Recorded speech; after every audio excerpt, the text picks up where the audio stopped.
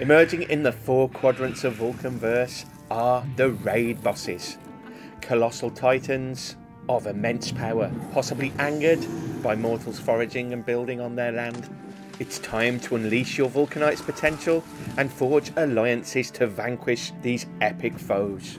From July the 24th, you can expect to see Silveris the Colossal, Titaness Helidora, Abyssal Harpira, and Typhorax the Infernal. To defeat them, you'll need to take down both their physical and willpower HP. To take down the Titan's physical HP, you'll need your Vulcanites to attack them and deplete the bar. For willpower, it's a little different. Strategy and teamwork come into play. Work with other players to find clever ways to exploit the environment to drain the willpower bar. Today we're going to take a look at the raid bosses and see what you need to do to defeat them. It's important to note that a raid boss will not instantly attack you, but if you're in their vicinity and you press the attack button, the battle begins. Another note, only one boss can be present in VulcanVerse at a certain time. Also, if a boss is defeated, it'll respawn at a random location after a certain time. To take down the boss's physical HP bar, that's the red bar, you'll want your strongest Vulcanites, and if you have them, God Blessings active to be able to drop this bar efficiently. The orange bar is the willpower HP. This can't be damaged by Vulcanites, only by the avatars. Look out for the will spheres. These are floating blue spheres that serve as a main damage source to the boss's willpower HP. You'll need to run towards them and collect them by stepping right into them, which will damage the boss's willpower. You can also look out for will focus zones. These zones spawn at random locations from time to time and don't deal damage immediately like will spheres do, but they will deal solid periodical damage to the boss's willpower HP if your avatar stays inside this area. Only one player can do this at a time. There's no point multiple avatars standing inside this area. This looks like a shimmering blue column. Will spheres and willpower zone interactions can also be made by those who don't currently have active Vulcanites fighting. So anyone can join the boss fight, and if your Vulcanites are down, keep collecting the will spheres and interacting with the willpower zones. Raid bosses have a couple of attacks they can use against your Vulcanites. There's a basic attack, which is where the boss targets one Vulcanite and attacks it with regular attacks. There's the cleave attack. From time to time the boss performs this attack that deals damage to all Vulcanites that are currently attacking him. The boss can also apply a debuff called Sunder Armor, which will increase damage taken by a Vulcanite for a certain amount of time. This is a powerful debuff that can stack, increasing boss pressure on the Vulcanites as time goes on. For this reason, the quicker you can defeat the boss, the better. Watch out for the boss becoming enraged. When this happens, damage from both basic and cleave attacks is significantly increased.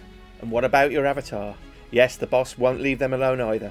Blast spheres appear all around the boss arena and will explode after a certain amount of time. If your avatar was within the blast sphere area during the explosion, your Vulcanites will take a portion of the damage. There are both standard blast spheres and greater blast spheres. The greater blast spheres appear much less frequently, but do greater damage.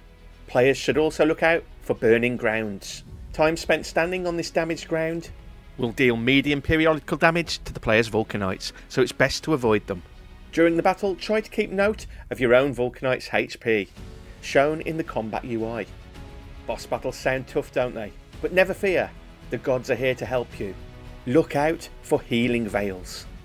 These are green beams that spawn at random locations in the arena, lasting for quite a while and serving to keep your group alive.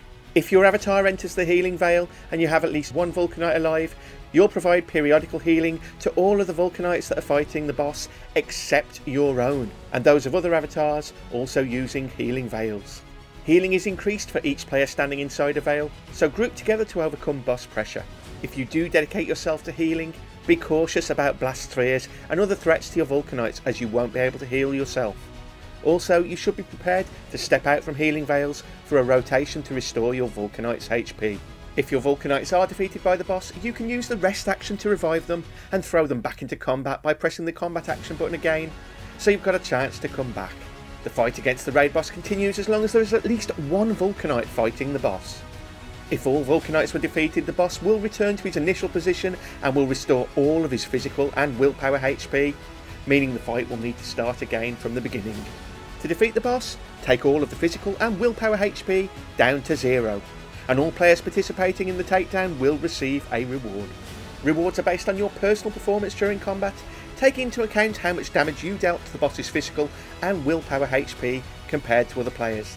The higher the damage you deal compared to other players, the better the reward. It's important to note that this is a team attack. You won't be able to defeat a boss on your own, so recruit other players to support you.